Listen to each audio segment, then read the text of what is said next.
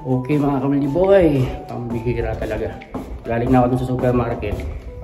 Kulang pala yung condiments ko, walang toyo. Tsaka mayonnaise. Meron pa palang isang titiplahan dun. Yung beef tapa. So balik na naman ako dun sa Sobeys. Pero ngayon maglalakad lang ako mga kamildi boy.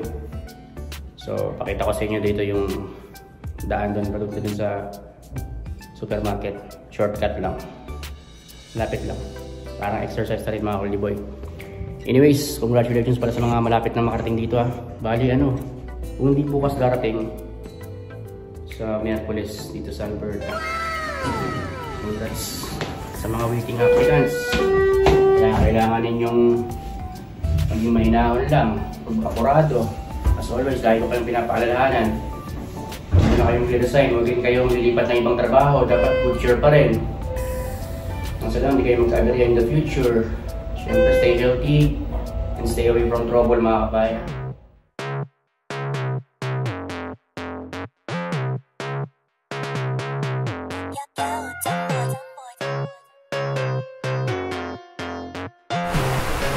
What's up mga kamildi boy? Kamusta mga kababayan? Welcome sa aking channel. Ako nga pala si Wildy, isang Filipino butcher galing sa Golden Horizon Agency. Kung may katanungan ka, huwag kang magkatubili, i-ask me. Basta click like and subscribe then share mga video ko sa White Sea. What's my name? Wildy. Hey, Wildy. Wildy boy. What's my name? Wildy. Hey, Wildy. Hey, Wildy boy. What's my name? Wildy. Wildy. Wildy boy. What's my name? Wildy. Wildy. Wildy boy. That's my name.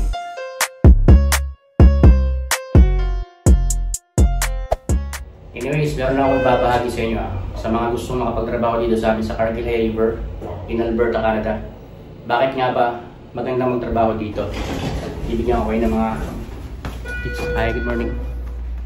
Bibigyan ko kayo ng mga encouragement dahil dito sa amin sa Alberta yung Cargill River, andito yung mga magandang location.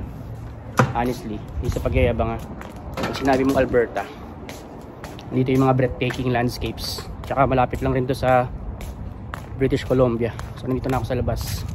Shortcut ako papunta doon. So balik tayo dun sa nabanggit ko na breathtaking landscapes ha. Dito sa Alberta, nasasama dito yung isa sa pinakamagandang lugar sa buong mundo. Yun ay ang Banff National Park. Napakaganda mga kabayan. Napakaraming pwedeng mapuntahan. Yung mga napakagandang mga lakes. Lake Louise, yung sa taas niya may Lake Agnes, Moraine Lake, Bow Lake, and then ano pa, yung mga Lake Minnewanka. Napakarami. Kung makikita nyo yung mga pinopost ko, yung mga nasa intro ko sa YouTube channel ko, nandun ang gaganda. And aside from that, Jasper, sakop ng Alberta, napakaganda ng mga lugar dyan. So kung nanonood kayo ng mga videos ko, nakikita nyo yung mga pinupuntahan ko, at saka sa FB sinishare ko yung mga magandang pasyalan na pinupuntahan ko, yung mga hiking area, ganda. And then nabanggit ko nga, malapit lang kami dito sa British Columbia. Ang gaganda rin ng mga lugar dyan. Emerald Lake, and then Takakaw Falls, sa taas lang yon. And then syempre yung Golden Sky Bridge, ang ganda dun guys. Ano pa ba? Kelowna, yan, napunta ko yun, napakaganda. Sa Okanagan, Tushpa Lake, napakarami mga kamildi boy. So isa yan sa mga ring magikayat sa inyo na mag-apply papuntang Canada. Syempre Magsaysay Global lamang inyong applyan ha. As of now, si Magsaysay Global ang official agency ng Cargill Meat Solutions bound to High River and in Ontario. So dito na kayo mag-apply. Before, sa hindi nakakalama, ako galing ako sa agency na Golden Horizon. Sila yung nagpaalis sa amin. Pero take note, ano pa rin sila, active pa rin sila ngayon. Patuloy pa rin sila tumutulong sa mga kababayan natin na makapagtrabaho abroad through their recruitment agency. Shoutout nga pala kay Ma'am Nene, sa lahat ng mga staff niya, kay Ma'am Caroline, kay Ma'am Rachel, sa lahat. Salamat sa tulong ninyo at ako'y nakarating dito sa Canada. Anyways, balik tayo dun sa mga breathtaking landscapes, nagagandahan mga lakes, mga tanawin, So isa yan sa mga motivation ninyo kung gusto nyo makapagtrabaho dito sa amin in Cargill High River. Sa Ontario, ang maganda dyan sa kanila na masasabi ko na wonders of nature, Niagara Falls of course. So yun, pero syempre ang pinopromote ko ngayon dito ay itong aming province dito sa Alberta. So kagaya na binabanggit ko sa inyo, Alberta, Ontario, as long as ma-deploy kayo, napakalaking achievement na yan. So papansin nyo sa lakad ko guys, malapit na agad ako. Hindi na ako sa may kanto ng roundabout. So yun, ito yung shortcutan. Dati naglalakad ako dito nung meron pang bus na libre, free ride. So dito ako dumadaan shortcut.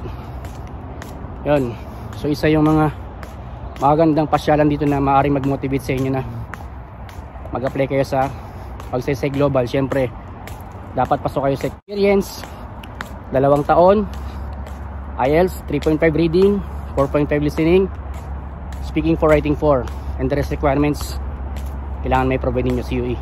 So yun, at isa pang magandang motivation para mag-apply kayo dito bound sa amin sa Cargill in High River ay ang sahod mga ka-Wildy-Boy. As of now kung pipirma ka ng kontrata, 24.50 Canadian dollars. So saan mo hanapin yan guys? Kumbaga malaki na yan mga ka-Wildy-Boy, $24.50 starting, tapos tataas pa yan. By next year magiging $25 na ang starting rate dito, lalo na kapag dito ka madi-deploy. Once makapirma ka ng kontrata bound to Cargill River, halimbawa maselect ka next year, $25 per hour. So napakaganda, di ba? At may mga opportunity ka pa na tumaas, or meron pa yung chance na talagang tataas ang iyong sahod, kasi dito hanggang level 5, depende kung saan ka ma-assign na trabaho. Tipad na ako dito sa kabila kasi meron kasalubong. So yun, lapit lang guys. Pwede mag-bike dito, pwede mag-skateboard, scooter, pwede. Lalo na't maganda pa yung weather. Although medyo malamig na ngayon, pero maganda pa. Hanggang ano pa to, bago magtapos ang October. So yun, nabanggit ko sa inyo yung mga breathtaking landscapes na nandito sa Alberta, and yung salary. Ano pa bang dapat mag-motivate sa inyo para mag-apply papunta dito sa amin sa Cargill High River? So yung maaari kayo maging permanent resident mga kabayan. So lahat naman halos, if bound to Canada, maaari kayo maging permanent resident, and maaari kayo mag-settle dito for the rest of your life. Maaari rin kayo maging Canadian citizen pagdating ng time. So ganoon lang mga ka-Wildy-Boy, and napakarami pa mga privilege na maaari ninyong matamasa once nandito na kayo sa Canada. Yung education dito, maaari mong i-loan yan, at maaari kang makakuha dito ng diploma, and syempre yung health services dito, hindi ka magbabayad dito. May babayaran ka man, napakababa lang.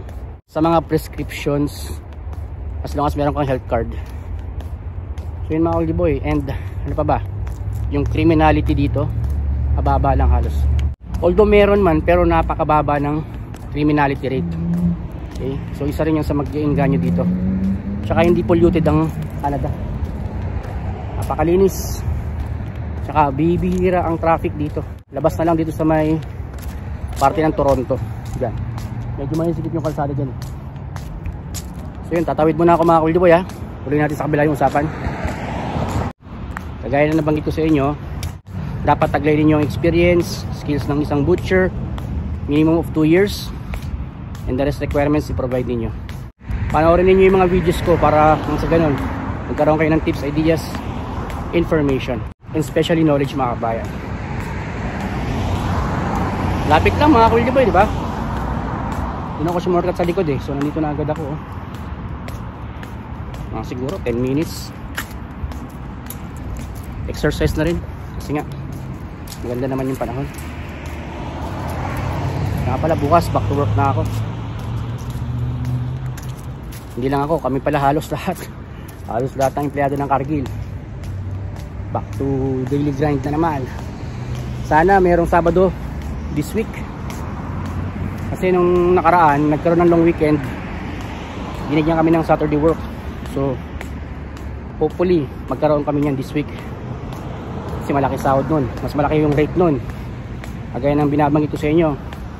Just for example na lang, ako ay $20 per hour. So kapag merong overtime or lumagpas ka ng 8 oras, ang rate mo madadagdagan ng kalahati pa nung regular rate mo. So yung 20, kalahati ng 20, 10, pwede magiging $30 per hour. So sipin mo yan, times mo sa 8. So yun ang magiging araw mo if may Saturday overtime. Yung iba pa nga dyan sa planta, sobra pa, minsan 16 hours ang overtime nila. Grabe. So yun, tatawid na naman ako guys ito sa unahan. Ito kailangan mo lang ditong maging disiplinado rin kasi meron dito mga tamang tawiran. Hindi ka pwede basta-basta tawid ng tawid kung saan-saan kahit na wala namang mga sasakyan, pero dapat doon ka pa rin sa mga tamang tawiran. Okay, kami natawid na ako. Okay mga ka-Wildy boy, nakatawid na ako. So ito na, yan na yung supermarket dyan. Malapit lang nakarin guys, di ba? And yung supermarket dun sa may 130 Ave, malapit lang rin yung tututusin. May shortcutan na pwedeng lakaran. Kaya dito kagandahan. Kahit saan kayo dito mapunta na area, may mga access kayo sa supermarket, sa bangko, sa mga kung ano mga bilihan, may mga department store, dental, lahat. Maraming access dito, accessible sa lahat halos. Tsaka dito, halimbawa lang wala kang sasakyan at nandito ka sa Calgary, may mga bus. Once na nasa Calgary ka, bus or trains, may mga sakayan dito kung wala pa kayong mga sariling sasakyan. So ano yung Sobeys. So pinagad ako guys, diba? Okay mga ka-Wildy boy, so pinauli ako. Nabili ko na yung ano to, toyo tsaka mayonnaise. So lakad uli sa kabila. So yun mga ka-Wildy boy, doon lang uli ako sa dinaanan ko kanina. So malapit lang, diba guys? Exercise, hindi kailangan sumakay kasi akas din sa gas din yun. Ito pala yung gasoline station, no? Naayos pa. Doon yung car wash. So tawid muna ako sa kabila. Okay mga ka-Wildy boy, tawid na ako. Ganda ng mga puno. Unti na nawawala yung mga dahon. Tapos yung iba talagang totally ano na, lagas na yung iba, oh.